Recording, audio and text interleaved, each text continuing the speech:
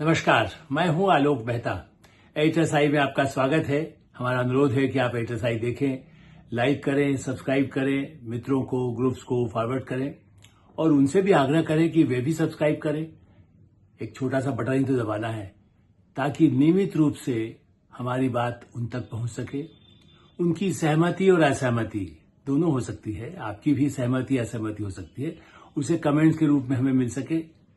सो निश्चित रूप से हम ये महसूस करेंगे कि हम जो कुछ काम कर रहे हैं लोकतंत्र में, इस तरह से बात को आगे बढ़ाना, विचार विमर्श को जारी रखना, उस क्रम में हमारा भी कोई सहयोग है। अब सहयोग की बात है तो भारत को जोड़ने के लिए महात्मा गांधी के स्वतंत्रता आंदोलन से लेकर आज तक जो बात चलती है वो चलती है कैसे भारतवासियों को, पहले हमारी आबादी होगी 30 करोड़, 40 करोड़, आज है 140 करोड़ और उसमें देश को जुड़ा 75 साल, इसी की ताकत है हमारी जो एकता, और सारी दुनिया देखती है भारत की संस्कृति, भारत की एकता, भारत का लोकतंत्र। लेकिन कुछ लोग हैं, कुछ पार्टियां हैं, वो कभी जाति का मुद्दा उठाएंगी, कभी सांप्रदायिक धर्म का मुद्दा उठाएंगी, कभी क्षेत्र का मुद्दा उठाएंगी और भाषा का। पहले भी मैं कई बार इसका जिक्र कर चुका हूं कि भाषा के नाम पर 67 में आजादी के बाद केवल राजनीतिक कारणों से हिंदी विरोधी आंदोलन हुआ। अब इस समय बिहार का चुनाव है और महाराष्ट्र का महानगरपालिका के चुनाव भी इस साल होने वाले हैं, या तमिलनाडु में डीएमके को भी अगले साल का अपना चिंता हो रही है। कांग्रेस के साथ गाड़ी को आगे बढ़ाना है, किसी तरह से फिर से सत्ता को बनाए रखना है। तो महाराष्ट्र भी तमिलनाडु के साथ जो घोर मैंने डीएमके के साथ उसी तरह की आवाज में हिंदी भाषा को, मराठी की अनिवार्यता के साथ हिंदी भाषा के उपयोग को अनिवार्य बनाए, वो भी पहली से 5वीं क्लास तक। उसका विरोध शुरू कर दिया कांग्रेस के सहयोगी दल उद्धव ठाकरे की शिवसेना, सो कॉल्ड शिवसेना उनके पास अब रही नहीं, एकनाथ शिंदे की, और एकनाथ शिंदे की शिवसेना और भारतीय जनता पार्टी और अजित पवार जी का राष्ट्रवादी कांग्रेस पार्टी, मतलब शरद पवार की पार्टी जो मराठा क्षत्रप है। अजित पवार को आप ये तो नहीं कह सकते ना कि वो नहीं है मराठा क्षत्रप, केवल शरद पवार ही है। 100 साल 10,000 साल तक वही शरद पवार का नाम याद किया जाएगा कि आप तो उस चुनावी जनता ही उनको, उनकी पूरी उनके पार्टी को, उनके लोगों को हरा चुकी है। ठीक है, उनका सम्मान है, चूंकि बहुत बुजुर्ग हैं, अब वरिष्ठ हो चुके हैं, लेकिन असली पार्टी तो राष्ट्रवादी कांग्रेस पार्टी। उनका फैसला कि भाई महाराष्ट्र में, और पहले से रही है मराठी, कोई इस पर कोई विवाद ही नहीं हो सकता है कि आज नहीं, आजादी से पहले, आजादी के बाद और पिछले 75 वर्षों में भी मराठी का उपयोग महाराष्ट्र में नहीं होगा तो कहां होगा? दूसरे प्रदेशों में भी है जहां मराठी भाषी आ गए, जहां गुजराती भाषी आ गए, जहां तमिल वाले आ गए, वो अपना बोलते हैं, लेकिन महाराष्ट्र में तो मराठी है ही। तो उसकी अनिवार्यता पर एक, जैसे कहते हैं, डॉट भी नहीं लगाया गया है। देवेंद्र फडणवीस मुख्यमंत्री ने स्पष्ट किया कि भाई मराठी तो हमारे यहां पहले से अनिवार्य है। हमने कहा कि 3 भाषा फार्मूला जो कांग्रेस, मैं वही बात कह रहा हूं, कांग्रेस के रिजीम से ही त्रिभाषा फार्मूले की बात चली है। उसको प्रधानमंत्री नरेंद्र मोदी नई शिक्षा नीति में 2020 की जो नई शिक्षा नीति आई 2020, अंग्रेजी जो हिंदी नहीं समझते हो, हमारे प्रोग्राम को सुनते हो, उनके लिए बताना आवश्यक है, क्योंकि हमें कोई अंग्रेजी से भी दुराग्रह नहीं है। न प्रधानमंत्री का दुराग्रह है नरेंद्र मोदी जी का, न गृहमंत्री अमित शाह का है। इसी को थोपने की तो बात ही नहीं है। भारतीय भाषाओं को समृद्ध करते हुए हिंदी भी एक जो राजभाषा, आज नहीं 1949, यदि उद्धव ठाकरे जी अपना पुराना कोई किसी सहयोगी को उठा करके, वो तो अखबार सामना निकालते रहे, संजय राउत तो उन्हीं के दाएं हाथ आज भी बने हुए, गालियां देने में वो चतुर हैं। विरोध करना ही उनका काम है सरकार का, भारतीय जनता पार्टी, वरना तो वो हमेशा पैर छूते रहते थे भारतीय जनता पार्टी नेताओं के। लेकिन आजकल वो विद्रोही रूप में है, तो वो भी विरोध कर रहे, नहीं मराठी महाराष्ट्र में कैसे हिंदी कहा जाएगा भाई। तो उनसे पूछिए कि भाई 1949 में किस तरह से 14 सितंबर को ही राजभाषा का दर्जा दिया गया था। लेकिन हाँ, हमारे संविधान में ये स्पष्ट है कि हिंदी के साथ साथ भारतीय भाषाओं को भी, और हिंदी के जरिए भी कैसे देश को जोड़ने का काम कैसे किया जाए, इसी पर जोर दिया गया था। संविधान में है, संविधान का प्रावधान है। बार बार ये कहा जाता है डीएमके अपना विरोध कर रहा है। प्रमुख स्टालिन साहब जो है वो कोई समझते हैं कि हिटलर की तरह से वहां व्यवहार कर रहे हैं जो ममता बनर्जी बंगाल में कर रही है। अभी तक वैसे बंगाल में ममता बनर्जी ने शायद हो सकता है तब तक की जैसे बीमारी छूत की लगती है वो भी कहीं खड़ी हो जाए। अभी रविन्द्रनाथ टैगोर को तो बड़ा याद करती है, यदि रविन्द्रनाथ टैगोर को उन्होंने पढ़ लेंगी तो शायद न करेंगे। यदि संजय राउत लोकमान्य तिलक की बात मान लिया होता, सोच लिया होता, क्योंकि लोकमान्य तिलक तो उत्तर भारत से नहीं आए थे न वैसे देखा जाए तो खुद प्रधानमंत्री नरेंद्र मोदी तो गुजराती हैं, अमित शाह गुजराती हैं, देवेंद्र फडणवीस महाराष्ट्र के हैं, तो किरण रिजिजू जी कहाँ के हैं? अरुणाचल के हैं। संसदीय मुख्यमंत्री और कानून मंत्री भी रह चुके हैं।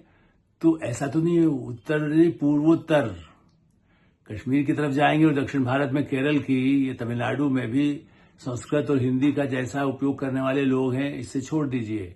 और सबसे अधिक फिल्मों में कमाई हिंदी के जरिए कर रहे, हिंदी भाषा के फिल्मों को, चाहे वो डबिंग करके और अब तो हिंदी में भी बना करके जो 1,000 2,000 करोड़ कमाने लगी हैं जो फिल्में, वो दक्षिण भारत की है। बहरहाल अभी तो इस विवाद पर मैं कह रहा हूं कि जो कहा गया है वो ये है कि भाई हम देश भर में और सब प्रदेशों में भी ये कहा गया है, कर्नाटक में भी कहा गया, चाहे वहां कौन सरकार है, भाई आप लीजिए हिंदी पढ़िए और साथ में कन्नड़ पढ़िए, कन्नड़ के साथ आप मराठी ले लीजिए, तेलुगु ले, जरूरी नहीं अंग्रेजी, आपको 3 भाषा लेना है, अंग्रेजी रखना चाहते हो तो अंग्रेजी रखिए।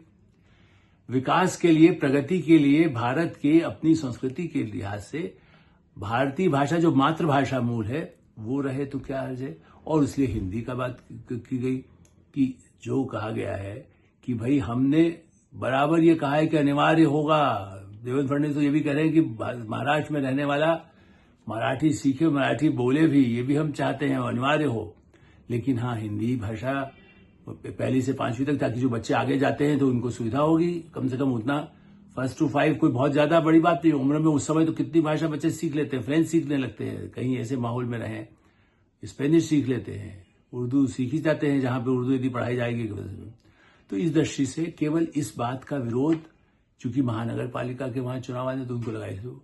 अच्छा, एक राज ठाकरे है, उद्धव ठाकरे के भाई है, वो पता नहीं भाई के साथ हो जाते हैं कभी। वैसे तो वो वैसे भी उत्तर भारतीयों के खिलाफ बड़े आंदोलन करते रहे हैं।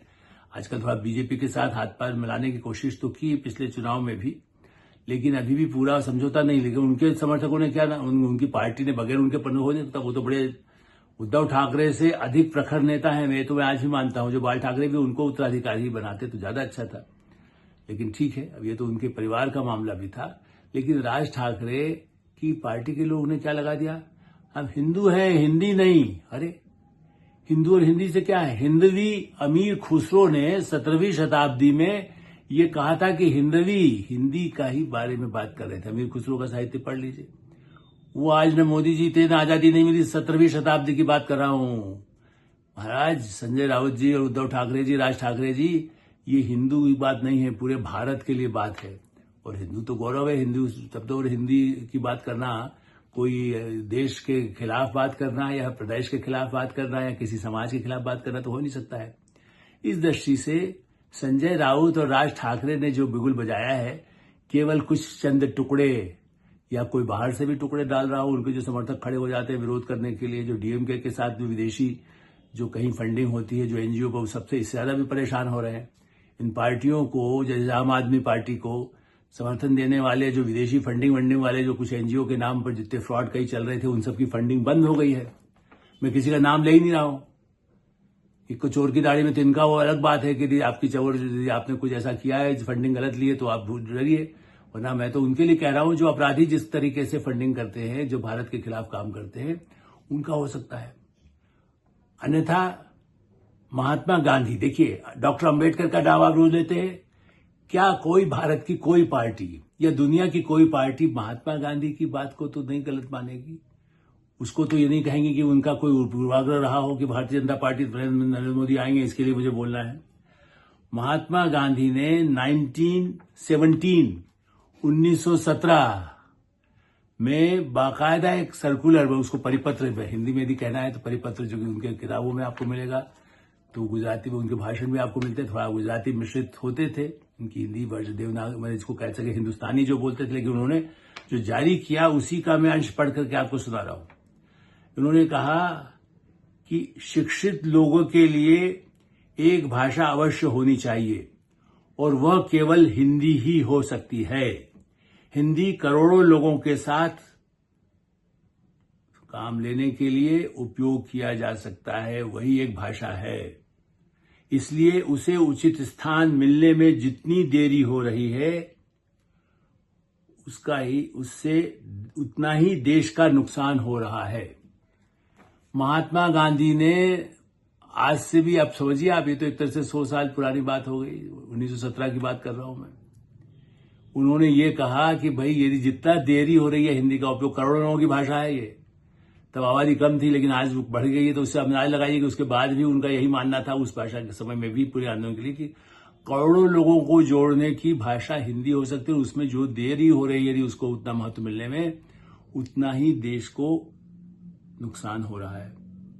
तो अब देश का नुकसान कौन कर रहा है? ठाकरे कर रहा है, राज ठाकरे कर रहे हैं, संजय राउत कर रहे हैं, या पीछे से कमान चला रहे कांग्रेस पार्टी के राहुल गांधी क्या है? हिंदी का विरोध वो भी करेंगे, डीएमके का साथ दे रहे हैं, उद्धव ठाकरे का साथ दे, घोषित क्यों नहीं करते? भाई वो तो इंदिरा गांधी के रहते हुए नागपुर में ही 75 में हिंदी का सम्मेलन हुआ था, विश्व हिंदी सम्मेलन, बाकी और भी देशों में कराया था। तो दादी का ही कुछ कागज पढ़ लीजिए कि भाई हिंदी उन्होंने क्यों थोपने की कोशिश किया था क्या? चलिए, मोदी जी को आग्रह है, फडणवीस का आग्रह है, और उसमें खुल करके क्यों नहीं आते हैं कि हाँ भाई हम हिंदी के लिए करेंगे, आपको समर्थन करना है करिए, नहीं तो तमिल हमें कोई मतलब नहीं है। तमिल से मतलब है, तमिल भाषा से मतलब है, लेकिन इस राजनीति से मतलब नहीं है जो हिंदी भाषा का विरोध करे।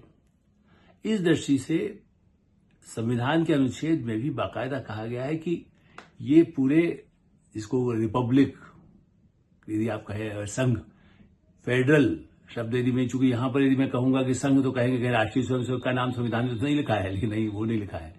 संघ का कर्तव्य है कि हिंदी भाषा का और उसको कैसे समृद्ध किया जाए, इसका काम किया जाए, उसको और भारतीय भाषाओं के साथ जोड़ करके कैसे भारत में स्थापित, पूरा आगे से आगे अधिकाधिक इसको संपन्न कैसे करना है, ये संविधान की धारा अनुच्छेद 351 में लिखा हुआ है।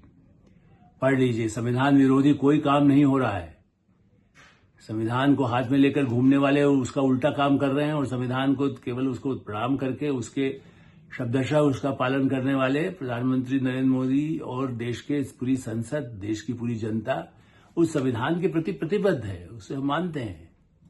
और इस दृष्टि से मुझे ऐसा लगता है कि गांधी की बात माने। और गांधी जी ने और क्या किया? 1917 तो मैंने बताया, 1918 में ही, अगले साल 1918 में ही बाकायदा मद्रास के होम रूल कार्यालय में, अंग्रेजों का कुछ बनाया हुआ कार्यालय जो था, उसमें अपने बेटे देवदास गांधी को वहां भेजा कि हिंदी के लिए वहां पर काम उसको शुरू करिए, तेजी से बढ़ाइए। और सीपी रामास्वामी, कांग्रेस के दिग्गज, उनकी अध्यक्षता में, और एनी बेसेंट ने उस कार्यक्रम का उद्घाटन किया और हिंदी वर्ष 1918 में घोषित किया था। आज 2025 में कांग्रेस के सहयोगी दल और वो पार्टियां, पता नहीं अभी लालू यादव कहते नहीं। अच्छा, एक और इंटरेस्टिंग बात लालू यादव पर हमें याद आ गया, तेजस्वी यादव के साथ तो कल ही राहुल गांधी बड़ा गलबाहें लगा करके आए हैं पटना में, मोर्चा बना रहे हैं तेजस्वी यादव के साथ। मुख्यमंत्री कौन हो उसका फैसला चाहे न कर सके हो, लेकिन इन उत्तर भारतीय जो बिहारी और यूपी के हैं जो बैठे हुए हैं, उनके लिए वहां उनकी जो सहयोगी दल के नेता है, प्रवक्ता ने टीवी पर मैंने आज देखा, ठाकरे एंड कंपनी के एक प्रवक्ता का क्या कहना था, भाई देखिए ये जो है ना, ये हिंदी है, उत्तर प्रदेश और बिहार की भाषा है, क्या हम वहां तो नहीं कहते हैं कि आप मराठी चलाइए? अरे क्या इतने अनपढ़ लोग हो सकते हैं किसी पार्टी के राजनीतिक प्रवक्ता जो ये कहें कि केवल उत्तर प्रदेश और बिहार की भाषा है? मध्य प्रदेश, राजस्थान, हिमाचल प्रदेश, हरियाणा, पंजाब, दिल्ली, ये क्या है? वहां हिंदी नहीं बोली जाती है। पंजाब में पंजाबी हो सकता है, पंजाबी बोली जाती है। हरियाणा में हरियाणवी तो घर बोलचाल में बोली जाती है, लेकिन हिंदी क्या वहां नहीं है? उत्तराखंड में क्या है उत्तर प्रदेश के अलावा? और यानी पूर्वोत्तर में क्या है, असम में क्या है, क्या हिंदी नहीं बोली जा रही? अरुणाचल में सबसे अधिक जितना हिंदी का महत्व, केरल में एक से एक हिंदी के विद्वान है बाकायदा, तमिलनाडु में हिंदी के लोग हैं। तो ये कहना कि केवल जो है ये तो उत्तर प्रदेश बिहार की भाषा है, ये दुष्प्रचार मराठियों के बीच में करना। मराठियों को तो गौरव है। देखिए, हिंदी का समर्थन किसने किया? महात्मा गांधी, लोकमान्य तिलक। ये कहां के हैं? लोकमान्य तिलक नहीं, वो महाराष्ट्र के थे। महाराज ठाकरे जी, परिवार, बंधु, आप लोगों को क्या ये याद नहीं कि लोकमान्य तिलक कहां के थे? स्वामी दयानंद ने सत्यार्थ प्रकाश रखा हुआ है पीछे, यदि आप देखना चाहें तो। सत्यार्थ प्रकाश उन्होंने हिंदी में इसे लिखा कि अधिकाधिक लोगों पूछे, स्वामी दयानंद का तो कोई किसी पार्टी से लेना देना नहीं था, वो तो बहुत पहले की बात है। वो तो बिल्कुल अलग अलग जगाने के लिए महात्मा गांधी से पहले का मामला है। तो आप ये स्वामी दयानंद ने क्या किया, रामकृष्ण मिशन ने क्या किया, ब्रह्म समाज ने क्या किया, थियोसॉफिकल सोसाइटी ने क्या किया, सब हिंदी को लेकर के देश भर में जो भी संस्थाएं, संगठन, पार्टियां थी, आजादी से पहले भी और आजादी के बाद भी, वो हिंदी के महत्व को जानती, और इसीलिए उन्होंने कभी भी इसका विरोध नहीं किया। विनोबा भावे तो कहते इसके बिना मेरा आंदोलन भी आगे नहीं बढ़ सकता था। विनोबा भावे महागांधीवादी, जयप्रकाश नारायण, जिनका नाम लेकर के लोग आज नैया पार करा रहे हैं, दीनदयाल उपाध्याय, श्यामा प्रसाद मुखर्जी, किस पार्टी का नाम लेंगे? मधु दंडवते, मधु जॉर्ज फर्नांडिस, मधु लिमिये, समाजवादी हो चाहे दूसरे हो, ठीक है। कम्युनिस्ट सब जो कहीं वहां से चीन या रूस का समर्थन लेकर के जो कम्युनिस्ट हो, जो नहीं बोलना चाहें, ऐसे बंगाल में तो रविन्द्रनाथ टैगोर ने भी हजारी प्रसाद द्विवेदी जी को कहा, शांति निकेतन में थे पंडित हजारी प्रसाद द्विवेदी, हिंदी के प्रकांड पंडित, उनसे कहा था तुम्हें लोग कहेंगे कि क्यों हिंदी का क्यों कर रहे हो, मत करना। मुझे भी बंगाल के लिए कह रहे थे, बंगाली में मत काम करो, तुम करना। बाकायदा उनका लिखा हुआ कोर्ट में, खाली आपको संक्षेप में बता रहा हूं। उन्होंने कहा कि करो और हिंदी को बढ़ाओ पूरे देश भर में। बंगाली हो, मलयालम हो, तमिल हो, तेलुगु हो, ये सब जैसे कहते हैं बहनें हैं। हिंदी और ये सब एक दूसरे की भगिनी, हम उसके लिए संस्कृत शब्द इस्तेमाल करें, यदि हिंदी शब्द भी है वही, कि बहन की तरह से सब एक दूसरे की, ये तो माला है जिसके कि भारत जो है उससे सुशोभित होता है, भारतीय उससे गौरवान्वित होता है कि इतनी भाषाओं के रहते हम एक है, हमारी इतनी संस्कृतियों में कई विविधता भी है, विभिन्नता भी है, लेकिन उसके बाद भी हम एक हैं। उसको तोड़ने के लिए केवल घटिया राजनीति, घृणित राजनीति, सांप्रदायिक राजनीति, दलीय राजनीति, भाषाई राजनीति करने वाले राजनीतिक दल न केवल लोकतंत्र का नुकसान कर रहे हैं, भारत की जनता के साथ धोखा कर रहे हैं। हिंदी की बात नहीं है, पूरे भारतीय भाषाओं को समृद्ध करना, मातृभाषा को आगे बढ़ाना, और जो संविधान के हमारे निर्माताओं ने, महात्मा गांधी ने सपना देखा, हिंदी को राजभाषा के रूप में ही लगातार और प्रतिष्ठित करना, ये सबका कर्तव्य हो सकता है।